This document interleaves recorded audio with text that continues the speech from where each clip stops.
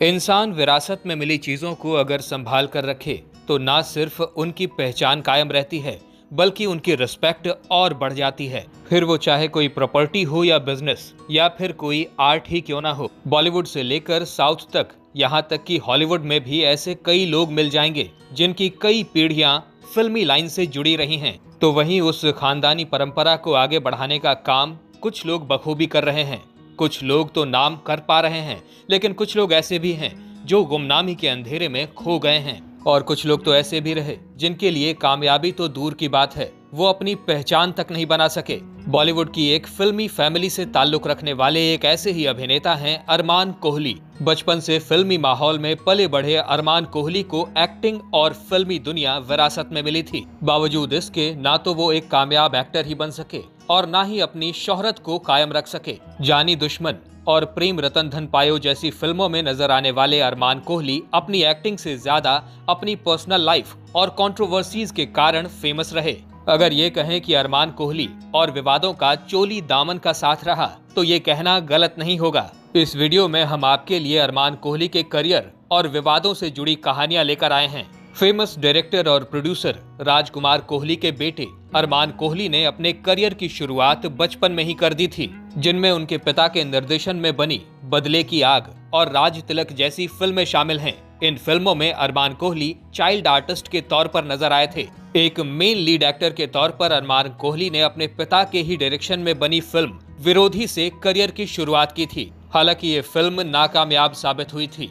इसके बाद अरमान कोहली ने कई बड़ी फिल्मों में काम किया, लेकिन अब इसे इनका बैड लक कहें या गलत फिल्मों का सिलेक्शन, अच्छे लुक और अच्छी एक्टिंग के बावजूद भी कामयाबी इनके गले कभी नहीं लगी। यहाँ तक कि एक बड़े बजट की फिल्म जिसमें कई सारे जाने माने चेहरे नजर आ रहे थे, उस फिल्म में भी इन्हें लीड रोल देकर इनके पिता ने इनके करियर को संवारने की कोशिश की। ये फिल्म थी जानी दुश्मन। हालांकि इस बार भी अरमान कोहली के हाथ नाकामयाबी ही लगी।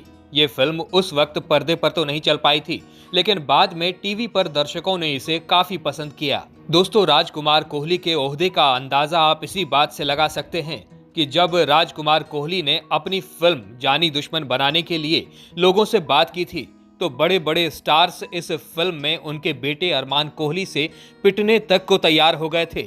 राजकुमार कोहली के कहने पर इन एक्टर्स ने छोटे छोटे रोल एक्सेप्ट कर लिए और अपने करियर के बिगड़ने तक का ख्याल नहीं किया। बहरहाल अरमान कोहली ने साल 2013 में कलर्स के टीवी शो बिग बॉस 7 में हिस्सा लिया था। इस शो में अरमान के बारे में काफी कंट्रोवर्सीज हुई थी, जिस बारे में हम आगे वीडियो में चर्चा करेंगे। करियर के शुरुआती दौर में अरमान कोहली के लव अफेयर्स और ब्रेकअप्स की कई सारी खबरें आती रहती थीं, जिनमें की अभिनेत्री आयशा जुल्का से लेकर काजोल की बहन तनीषा तक का नाम शामिल हुआ था।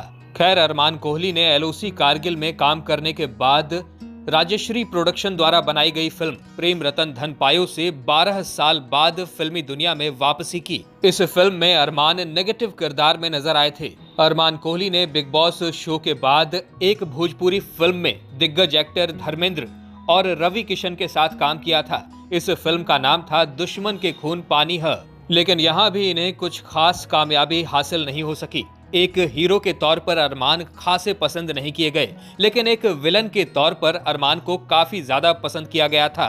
शायद अरमान कोहली ढेरों फिल्मों में विलन के किरदार में नजर आते, लेकिन उनकी कंट्रोवर्सीज ने उन्हें कभी ऊपर उठने ही नहीं दिया। अपने करियर के शुरुआती दौर में अरमान कोहली ने कई ऐसी फिल्मों को ना कहा था जो फिल्में आज के दौर में बहुत बड़ी मानी जाती हैं। इनमें से कुछ फिल्मों के नाम सुनकर तो आप भी हैरान हो जाएंगे।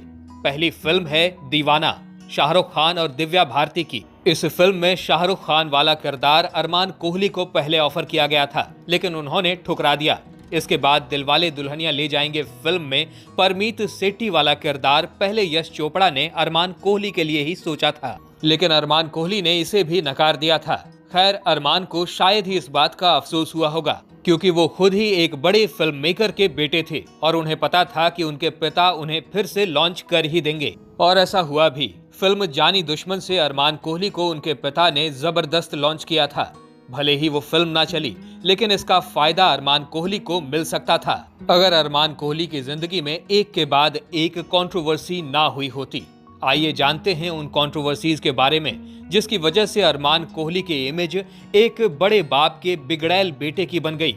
अपनी गर्लफ्रेंड्स के साथ झगड़े, मारपीट के अलावा ड्रग्स के मामले में इनकी गिरफ्तारी तक शामिल है। टीवी के पॉपुलर शो तारक मेहता का उल्टा चश्मा की बबीता जी यानी कि मुनमुन दत्ता के साथ अरमान कोहली का अफेयर रह चुका है। मीडिया में आई खबरों के मुताबिक साल 2008 में मुनमुन दत्ता और अरमान कोहली का वैलेंटाइंस डे के दिन जमकर झगड़ा हुआ था। ये झगड़ा इतना ज्यादा बढ़ गया था कि अरमान ने मुनमुन पर हाथ तक उठा दिया था और इसके बाद मुनमुन दत्ता ने पुलिस में कंप्लेंट भी करवाई थी। मुनमुन दत्ता और अरमान कोहली के बीच झगड़े की गवाह रही एक्ट्रेस डॉली बिंद्रा के मुताबिक जब अरमान और मुनमुन मॉरिशस गए थे तब भी इनके बीच झगड़े हुआ करते थे। डॉली बिंद्रा का कहना था कि उन्होंने मुनमुन को कई बार घर से रोते हुए निकलते बाहर देखा था और इस झगड़े के बाद तो दोनों अलग ही हो गए थे। अरमान कोहली जब बिग बॉस 7 में आए थे तब सोफिया हयात ने इन पर मारपीट करने का आरोप लगाया था। इसके बाद अरमान को बिग बॉस के घर से ही गिरफ्तार कर लिया गया था। हालांकि इस मामले में बाद में अरमान की जमानत हो गई थी। इसके बाद अरमान को बिग बॉस के शो से निकाल दिया गया था। इस पूरे मामले में सोफिया हयात ने अरमान पर यौन हिंसा और मारपीट करने का आरोप लगाया था।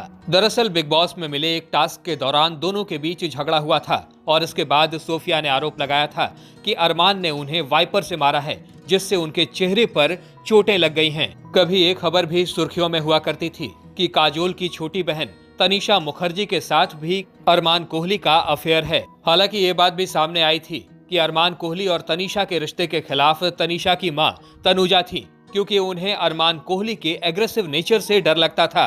टीवी शो बिग बॉस के दौरान ही अरमान कोहली और तनीषा नजदीक आए थे और इस शो के दौरान इन दोनों को एक दूसरे से गाली गलौज करते हुए भी देखा गया था। हालांकि बिग बॉस के बाद भी इन दोनों को कई बार साथ देखा गया। एक बार कहा जाता है कि तनीषा ने गुस्से में अरमान को एक थप्पड़ जड़ दिया था और इसके बाद इन दोनों का ब्रेकअप हो गया था।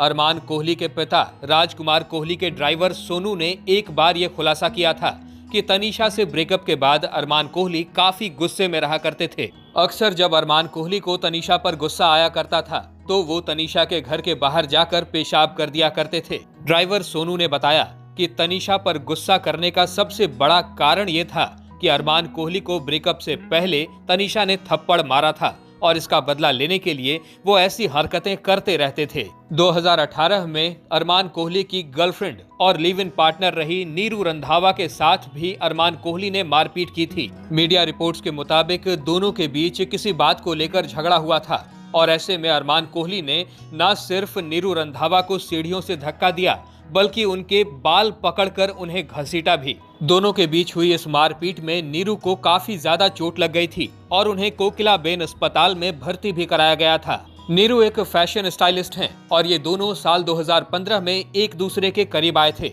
नीरू ने अपने एक इंटरव्यू में बताया था कि उस मारपीट के बाद उनकी हालत ऐसी हो गई थी कि उन्हें अपने चेहरे की प्लास्टिक सर्जरी तक करवानी पड़ी थी। इसके बाद अरमान को गिरफ्तार भी किया गया था। नीरू ने बताया कि अरमान का गोवा में एक बंगला है जिस बंगले को किराए पर भी लगाया जाता है और उसका मैनेजमेंट मैं देखती थी। कभी कभी वहां आए गेस्ट वहां की पेमेंट वहां के स्टाफ को देकर चले जाया करते थे, लेकिन इसके लिए भी अरमान मुझसे झगड़े किया करता था। एक बार ऐसे ही अरमान ने मुझसे पूछा और मैंने कहा कि मैं अभी स्टाफ से पूछकर बताती हूँ। मैं जब तक स्टाफ से पूछती उससे पहले ही अरमान ने मेरे बाल पकड़े और मुझे कसकर फर्श पर पटक दिया। इसके बाद जब मैं चोटिल हो गई तो मुझे इस शर्त पर अस्पताल ले गया कि मैं पुलिस से कुछ भी नहीं कहूंगी। मीडिया रिपोर्ट्स के मुताबिक अरमान के खिलाफ सांता क्रूज पुलिस स्टेशन में कई धाराओं में मामले दर्ज किए गए थे। इसके बाद अरमान के वकील की तरफ से समझौते के लिए बेल के लिए दायर याचिका पर गौर करने और सरकारी वकीलों की याचिका को सुनने के बाद जज ने कहा था ये पहला मौका नहीं है जब याचिकाकर्ता पर मारपीट करने का आरोप लगा है। इससे पहले भी इनके खिलाफ शिकायतें मिली हैं। हम सिर्फ पक्षकारों के समझौते के आधार पर मामला रद्द नहीं कर सकते। हमें समाज की भी चिंता है, इसीलिए कोहली अपने हलफनामे में पहले पश्चाताप व्यक्त करें और हमें आश्वस्त करें कि वो दोबारा ऐसा नहीं करेंगे जिसके बाद अरमान को ऐसा करना पड़ा था। ये घटना साल 2021 की है, जब एनसीबी ने अरमान कोहली के घर पर छापेमारी की थी और इसके बाद अरमान कोहली के घर से कोकीन बरामद हुई थी। इसकी छानबीन करने पर पता चला कि उनके घर से मिला कोकीन दक्षिण अमेरिका का है। इस मामले में अरमान समेत अन्य 2 लोगों को भी गिरफ्तार किया गया था। बाकी दोनों को तो जल्दी बेल मिल गई थी, लेकिन अरमान कोहली को लंबे वक्त तक जेल की हवा खानी पड़ी थी। दरअसल जब एनबीसी ने इनके घर पर छापा मारा था, उस वक्त न सिर्फ इंटरनेशनल स्टैंडर्ड्स के ड्रग्स मिले थे, बल्कि अरमान उस वक्त भी नशे की हालत में ही पाए गए थे। इस केस में कई बार अरमान की तरफ से अंतरिम जमानत याचिका लगाई गई थी, लेकिन हर बार कोर्ट ने इसे खारिज कर दिया। इस केस में 1 साल बाद यानी सितंबर 2022 में किसी तरह से अरमान को जमानत मिली थी। एक इंटरव्यू में सोफिया ने बताया था कि मैं काफी हैरान हुई थी जब अरमान ने एक बार मुझसे माफी मांगी थी और मुझसे रिश्ते सुधारने की बात की थी। सोफिया ने बताया कि अरमान ने एक बेहतर इंसान बनने का वादा किया और वो बदले भी। बिग बॉस के दौरान जो कुछ भी हुआ उसके लिए उन्होंने माफी मांगी, वो बदले भी। मैंने उन पर भरोसा किया और दूसरा मौका दिया और मैंने उनसे कहा कि वो यूथ के लिए एक इंस्पिरेशन बने। सोफिया ने अरमान के घर में ड्रग्स मिलने को लेकर कहा कि मुझे हैरानी हुई कि इनके घर में ड्रग्स मिला। ये कहने के बाद सोफिया ने कहा कि अब मुझे लग रहा है कि क्या उनकी माफी सच में असली थी। तो दोस्तों, क्या आपने अरमान कोहली की फिल्म जानी दुश्मन देखी है? अगर देखी है तो हमें कमेंट्स में जरूर बताइएगा और ये भी बताइएगा कि उस फिल्म का कौन सा गाना आपको सबसे ज्यादा पसंद है। अगर वीडियो पसंद आई हो तो इसे लाइक करिएगा और अगर आप हमारे चैनल वारिधि मंथन पर नए हैं तो इसे सब्सक्राइब करके बेल आइकन दबाना बिल्कुल मत भूलिएगा। वीडियो में अब तक बने रहने के लिए आपका बहुत बहुत शुक्रिया।